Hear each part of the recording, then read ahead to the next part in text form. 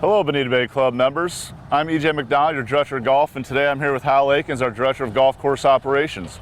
This is the first in a video series to give you an update on our new Bay Island project as we work through the restoration. Hal, we're about 4 weeks into it. How's the project started off for you so far? I think we're off to a good start, EJ. I think we're a little bit further than I expected, but I don't want to jinx myself, but we're pretty happy right now with where we're at. All right, fantastic. The purpose of this video today is to give you a little bit of an update on where the progress has gone and where we're going in the near future. Today we're out here on the 13th tee overlooking the lake between this tee box and number 3 tee box behind us where we put in a retaining wall. Hal, give us a reasoning why we needed to put that support wall up. Well, that's both functional and aesthetic. Obviously it looks really nice. I think we're going to run the drone here in a little bit so we'll get a really good look at it. But it's also functional because those slopes on that tee are so steep that as soon as we build them, all of a sudden they want to start falling off. So this is going to give us really good support to keep that tee top nice and level. I do remember a few years ago when there was an irrigation break with the old irrigation where about a quarter of that tee box actually slid down to the lake. So as Hal said, functional and also aesthetic. Let's go on a quick flight. We're going to take you out over the 13th green, kind of show you the redesign of that, and then we'll cruise along over the lake and also show you the new number 3 green tee complex. Okay, Hal, here we are actually overlooking the 13th green. And as we can see from the video here, it has definitely gotten a little bit bigger, especially on that front right. Can you tell us a little bit about what they're doing down there right now? Well, actually, EJ, it's almost twice as big as it was. When we went in there and shelled out the original well, we got a lot bigger in the front, but they expanded it in the back. And as you can see there, they're finishing installing the greens mix. So this green is almost what we would consider to be completely rebuilt. The only thing lacking here now is irrigating it and grassing it. Okay, great. So as we move along here, back over the lake, we can kind of see that new hole number 3 tee box, which just looks absolutely gorgeous. And as we approach the green, I know that part of the original design called for one large bunker going across the front edge of that green. And from this video, we see that there are now 3 smaller bunkers. What was the reasoning behind changing that in the field as the construction was going on? Well, you know, everything you put on paper you can't actually do. There are things that you figure out when you get out there and actually try to implement a plan. So in that case, that green drains to the front, and we don't want to drain greens into a bunker because that obviously washes them out. So instead we decided to split into the 3, and that way we could funnel the water through and between those bunkers. And the other thing that we got to thinking about is how are people going to get in and out of the bunker and get onto the green? And now you've got 2 avenues between the 3 bunkers that you can come up onto the green and make it a little bit easier access. Okay, fantastic. Well, we've kind of looked at a couple greens that are complete and ready for grassing. Let's move on to another hole where we can actually show them the beginning process of building these greens. Okay, we've made our way out here to the green on hole number 5, and it looks like the floor of the green is pretty well done, ready to go. From what I've learned through the construction projects we've done through the year, this seems to be the most important part as far as the design of the green, is getting this floor all done. Hal, can you take us through a brief analysis of how this works out for us?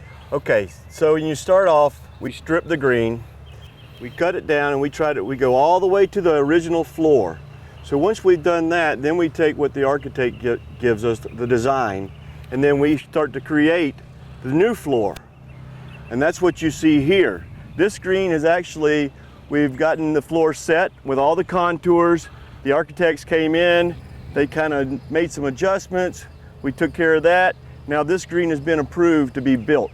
So what'll happen next is we start cutting in our drainage in the floor, and then we'll put in our gravel blanket, and then we'll put in the 12 inches of greens mix that you saw being installed on number 13. And that would be a finished product. So we're 3 steps away from the finished product. So I think one of the really cool things when you come out here with the architects, because they actually come out and approve every green. for the final build out is, as we look at the different areas and the slight changes, especially with green speeds the way they are these days, is how all of a sudden they'll kind of flatten some of the areas to make more areas for pins, which is our cups, which is fantastic for our players. Can also, if we want to kind of tuck something in during a major championship, that helps us as well. Was there anything special when they redid this green? It looks like we got a little bit of a different rise right here in the center part, or is that about how it was and we just didn't notice that before? No, just like we talked about a while ago, you know, they put a design on paper, but then you start tweaking things, and they'll get out here. We're using what we call a smart level, and we kind of look at the different degrees of fall, percentages of fall. What's changed about this green, I think if you remember, most of this green originally fell from the back right to the front left. It still does that, except now we have a slight ridge in there that defines two different tiers. And then even in the middle of this lower, it's actually 3 tiers. Even in the middle of this middle tier, you've got a little ridge in there that's going to give you a little contour, something that, you know, that to break up the putt so that you have to make a read there. So all this green, as you can see, is falling out to the left middle. So this green will be drained out to that side, and everything falls that way. And when they're looking at the bottoms, they're going to try to make sure that we don't fall too quickly in any direction, so that balls roll off or you know, unfair putts, that type of thing. So they really want to give you as many fair pin placements as possible, but they don't want to dumb it down to where, you know, there's not a challenge to, you know, putting. That's right. There is a fine line between making it very playable for our higher handicappers and keeping the challenge in there for the low handicappers. You know, they're doing something down here by this tee. Can we take the drone down there real quick and kind of show them what they're doing with this lake expansion? I think that this is going to be really cool when it's done. Well, so let's go ahead and take that drone down there and show everybody what we're looking at. Several lake expansions I think are going to turn out really cool for us. Okay, Hal, so we're going to take off here from the 5th green and kind of work our way down the fairway. Can you kind of describe what's going on this fairway, and then also as we approach the tee box? Okay, well, what's kind of hard for you to see from up there is that we've actually elevated that fairway. That fairway was fairly low, kind of stayed wet, so we've put about a foot of dirt right there where you are looking at to raise that elevation so that it will drain better. And as you're moving on down, you can see where we got the dirt from. We're extending this lake down toward the front of the 4 tee, so that the 4 and the 5 tees will have to deal with the water more. The 3 tees will be moving over to the left as we look at it, and we're going to be adding a ladies tee. So as you can also see in this, we're coming up on where we're going to be building a bridge to cross, because these 2 lakes will be connected when it's all done. Yeah, you can see the pilings right there where they're going to put that bridge in. And I think this is just going to make this hole so much more beautiful from the tee, the approach as you come into it. And as you said, the new lake expansion is not going to affect the regular golfers or the high handicap golfers, but definitely present more of a challenge, at least visually, for those that play the 4 and 5 tees. So we look forward to giving you an update more as this lake gets expanded and they get that bridge project done, but this is going to be very cool.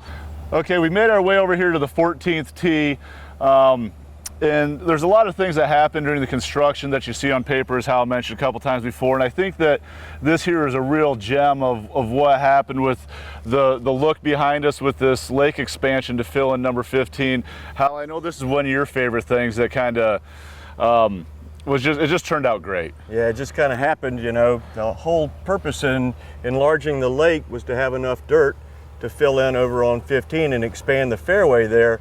But the look that we got as a result of that, with the lake coming across the hole now, I just think turned out great. And to me, it's almost as good, maybe better than the benefit that we received over on 15.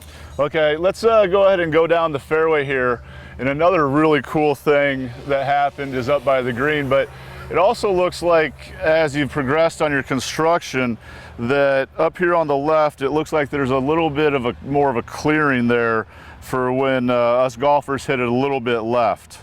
Yeah, we cleaned out and we tied the green slope and the tee slope together, which really I think turned out well. We're going to have turf that runs between the two holes, and we're going to actually cut that kind of tight and right into the tee, so it'll look like that number 14 runs right into 15 and continues on.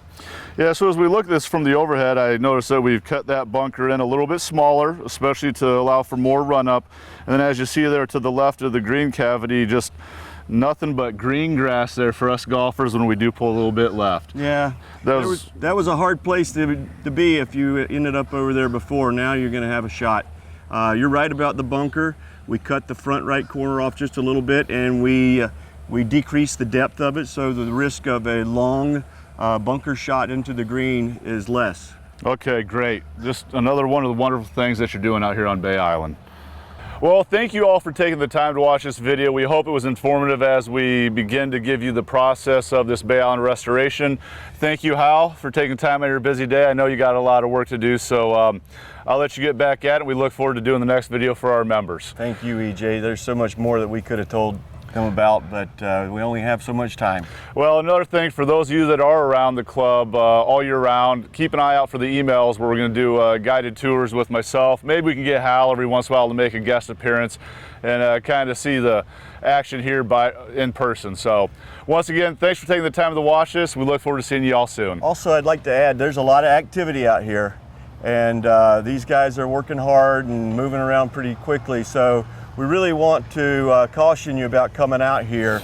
I know EJ's been giving a few tours here and there, but we really don't want a lot of folks out here because it really is a dangerous work zone, and we don't want anybody to get hurt out here. So please refrain from trying to come out. Okay, great. So as I said before, make sure if you do want to see it, you contact myself, and I'll let you know the times that we're going to bring people out.